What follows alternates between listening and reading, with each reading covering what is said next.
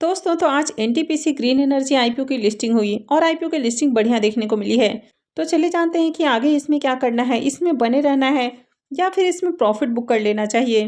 तो इससे पहले कि मैं वीडियो को शुरू करूं, अगर आप इस चैनल पर पहली बार विजिट कर रहे हैं या फिर आपने चैनल अब तक सब्सक्राइब नहीं किया है तो चैनल को सब्सक्राइब कर लें और वीडियो को भी लाइक कर दें। तो एनटीपीसी आईपीओ की जो लिस्टिंग है वो बहुत अट्रैक्टिव तो देखने को नहीं मिली। यानी कि आईपीओ में बुकिंग प्राइस 108 रुपये रखा गया था और आईपीओ की लिस्टिंग 111 रुपये 50 पैसे के ऊपर हुई है। यानी कि 3 रुपये 50 पैसे प्रीमियम के साथ आईपीओ लिस्ट होती हुई देखने को मिला। 3.24% प्रीमियम के साथ आईपीओ की लिस्टिंग देखने को मिली। यानी कि जिस तरह इसका ग्रे मार्केट में प्रीमियम देखने को मिल रहा था तो उसी के अकॉर्डिंग आईपीओ की लिस्टिंग भी देखने को मिली, लेकिन लिस्टिंग के बाद इसमें शानदार एक्शन देखने को मिला। तो एनटीपीसी ग्रीन एनर्जी आईपीओ के चार्ट को देखें तो ये 15 मिनट्स का चार्ट है। तो आईपीओ की लिस्टिंग 111 रुपये 50 पैसे के ऊपर देखने को मिली। यानी कि 3 रुपये 50 पैसे प्रीमियम के साथ आईपीओ की लिस्टिंग देखने को मिली। लेकिन लिस्टिंग के साथ ही इसके शेयर्स में काफ़ी शानदार तेजी देखने को मिली और देखते ही देखते इसका जो प्राइस है वो 122 रुपये 75 पैसे का हाई लगाते हुए देखने को मिला। और इसमें आज 10% की अपर सर्किट भी लगती हुई देखने को मिली। यानी कि पूरे दिन इसमें आपको डिमांड देखने को मिली है। अब मार्केट क्लोजिंग से पहले इसमें थोड़ी प्रॉफिट बुकिंग देखने को मिली और उसके कारण इसमें जो सर्किट है वो आपको टूटते हुए देखने को मिला और प्राइस 121 रुपये 30 पैसे के ऊपर क्लोज होते हुए देखने को मिला है।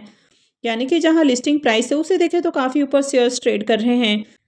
तो अगर आपने अभी भी इसको होल्ड करके रखा हुआ है तो आगे भी होल्ड करके रख सकते हैं। वैसे अगर आपने आईपीओ में लिस्टिंग गेन के लिए अप्लाई किया है तो आपको इसे लगा के रखना है। अब ये जो कंपनी है ये ग्रीन एनर्जी सेक्टर में देखने को मिल रही है, यानी कि डिमांडिंग सेक्टर है और इस तरह के जो बिजनेसेस हैं तो फ्यूचर में भी इनमें डिमांड रहने वाली है। यानी कि इस तरह के सेक्टर्स के अंदर काफ़ी अच्छी आपको ग्रोथ अपॉर्चुनिटी देखने को मिल रही है। तो इसी कारण यहाँ पर इन्वेस्टमेंट भी देखने को मिला है। हालांकि कंपनी काफ़ी एक्सपेंसिव वैल्यूएशंस के ऊपर अपना आईपीओ लेकर आई है और लिस्टिंग के बाद इसके जो शेयर्स हैं वो और ज़्यादा एक्सपेंसिव हो चुके हैं। यानी कि काफ़ी हाई वैल्यूएशंस के ऊपर इसके शेयर्स ट्रेड कर रहे हैं। तो जब भी किसी कंपनी के शेयर्स आपको एक्सपेंसिव वैल्यूएशंस यानी कि हाई पी के ऊपर ट्रेड करते हुए देखने को मिलते हैं तो वहाँ पर हमेशा एक करेक्शन का खतरा बना रहता है। तो अगर आपने लिस्टिंग गेन के लिए आईपीओ में अप्लाई किया है तो आप इसे लगा के चलें। लेकिन अगर आप लॉन्ग टर्म इन्वेस्टर हैं तो आप बेशक इसको होल्ड करके रख सकते हैं। लॉन्ग टर्म में कंपनी आपको बढ़िया रिटर्न बनाकर देने वाली है। हालांकि अगर आप लॉन्ग टर्म इन्वेस्टर हैं तो हो सकता है कि प्राइस में आपको अप एंड डाउन देखने को मिल जाए, यानी कि प्राइस में गिरावट भी देखने को मिल सकती है। तो गिरावट में अगर आप पेशेंस के साथ होल्ड कर पाते हैं तो लॉन्ग टर्म में आप बढ़िया प्रॉफिट बना पाएंगे।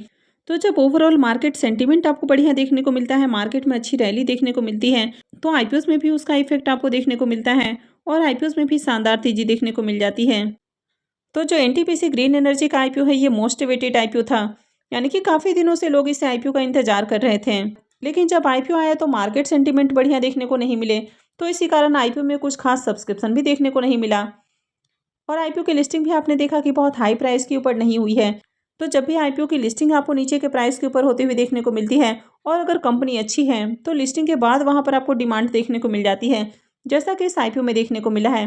हालांकि यहाँ पर सिचुएशन थोड़ी सी बाकी आईपीओ से अलग देखने को मिल रही है, क्योंकि ये जो कंपनी है ऑलरेडी काफ़ी एक्सपेंसिव वैल्यूएशंस के ऊपर आई है।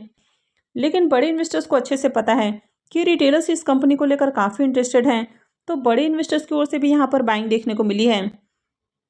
तो जब बड़े इन्वेस्टर्स की ओर से बाइंग आती है और शेयर्स के प्राइस में आपको एक जंप देखने को मिलती है तो उसको देखकर रिटेलर्स भी यहाँ पर बाई करते हैं। हालांकि जिस लेवल पर कंपनी अभी ट्रेड करती हुई देखने को मिल रही है तो कहीं से भी बाई करना यहाँ समझदारी नहीं है। अब जैसे कि जब ओला का भी आईपीओ आया था उसमें भी आपको कंटिन्यू अपर सर्किट लगते हुए देखने को मिला, जबकि कंपनी ऑलरेडी एक्सपेंसिव देखने को मिल रही थी। उसके बाद भी लगातार स्टॉक आपको अपर सर्किट में देखने को मिला और काफ़ी सारे रिटेलर्स ने हाई के ऊपर जाकर बाई भी किया है और जिन्होंने हाई के ऊपर बाई किया है वे सारे लोग अभी फंसे हुए हैं, यानी कि सारे लोग अभी लॉस में देखने को मिल रहे हैं। तो जब भी कोई कंपनी अगर बहुत अच्छी भी है लेकिन बहुत एक्सपेंसिव वैल्यूएशंस के ऊपर देखने को मिल रही है तो उसमें बाई करना कहीं से भी सही डिसीजन नहीं है। तो फिलहाल एनटीपीसी ग्रीन में अगर आपने बाई नहीं किया है तो बाई नहीं करना है। अब हो सकता है कि कल के दिन भी इसमें आपको सर्किट देखने को मिल जाए, यानी कि कंटिन्यू शेयर्स के अंदर उछाल भी देखने को मिल सकता है। लेकिन जैसे एक बार बड़े इन्वेस्टर्स यहाँ पर सेलिंग करेंगे तो उसके बाद स्टॉक में आपको बड़ी गिरावट भी देखने को मिल सकती है।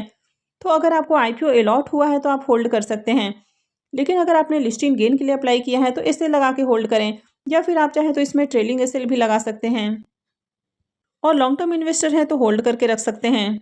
अब आज स्विगी की भी बात करें तो स्विगी में भी काफ़ी शानदार रैली देखने को मिली है और इसका जो प्राइस है वो 505 रुपये के ऊपर आपको क्लोज होते हुए देखने को मिला है, यानी कि इसमें नया हाई लगते हुए देखने को मिला है।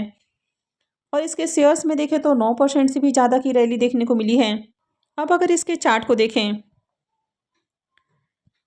तो इस तेजी के पीछे का कारण है कि ब्रोकरेज ने इसको अपग्रेड कर दिया है, यानी कि ब्रोकरेज ने इसमें 515 रुपये का टारगेट दिया है।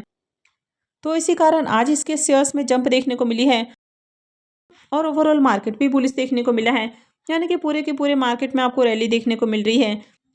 तो आज भी एफआईआई नेट बायर्स देखने को मिले हैं, तो इसी कारण जो पूरा का पूरा मार्केट सेंटीमेंट है वो चेंज होते हुए देखने को मिला है और यहाँ पर भी आपको तेजी देखने को मिली है। तो स्विगी आईपीओ के लिस्टिंग से लेकर अब तक देखें तो शेयर्स के अंदर आपको लिस्टिंग के बाद गिरावट भी देखने को मिली है, लेकिन अभी देखें तो इसमें शानदार रैली देखने को मिल रही है। तो अगर आपने अभी भी इसको होल्ड करके रखा हुआ है तो आगे भी होल्ड करके रख सकते हैं। अब आरी एनर्जीज की भी बात करें तो आज इसमें भी काफ़ी अच्छी तेज़ी देखने को मिली है और आज इसमें 3% से ज़्यादा का जंप देखने को मिला है, यानी कि इसका जो शेयर है वो 2602 रुपये के ऊपर क्लोज हुआ है। अब इसके चार्ट को देखें तो पिछले 5 दिनों में देखें तो इसमें 9% के करीब आपको गिरावट देखने को मिल रही है, यानी कि ट्रंप के इलेक्शन जीतने के बाद से इसके प्राइस के अंदर आपको बड़ी गिरावट देखने को मिली है, क्योंकि इसका जो मेजर रेवेन्यू है वो यूएस से ही आता है और इनके ऊपर ड्यूटी और टैक्सेस वगैरह इंक्रीज होने वाले हैं, तो इसके कारण इसके प्राइस के अंदर आपको गिरावट देखने को मिली है।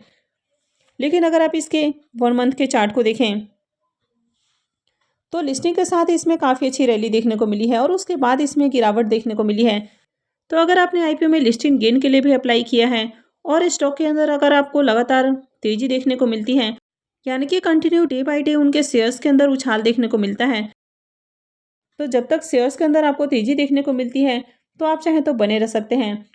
तो इसके लिए किसी भी आईपीओ में लिस्टिंग के बाद आपको ट्रेलिंग इसे लगाकर होल्ड करना चाहिए और जैसे ही अगर प्राइस में फॉल आता है तो आपका जो एसएल है वो हिट हो जाएगा और आप एग्जिट हो जाएंगे। हालांकि इस तरह की जो कंपनियां हैं जो कि रिन्यूएबल एनर्जी सेक्टर से बिलोंग कर रही हैं, तो ये कंपनियां लॉन्ग टर्म में आपको काफ़ी अच्छा रिटर्न बनाकर देने वाली हैं। तो अगर आप गिरावट में भी पेशेंस के साथ होल्ड करते हैं तो लॉन्ग टर्म में कंपनी आपको बढ़िया रिटर्न बनाकर दे सकती है। अब आपके पास इन तीनों कंपनियों में से किस किस के शेयर्स हैं, आपने अभी भी किस किस को होल्ड करके रखा हुआ है, तो कमेंट करके ज़रूर बताएं।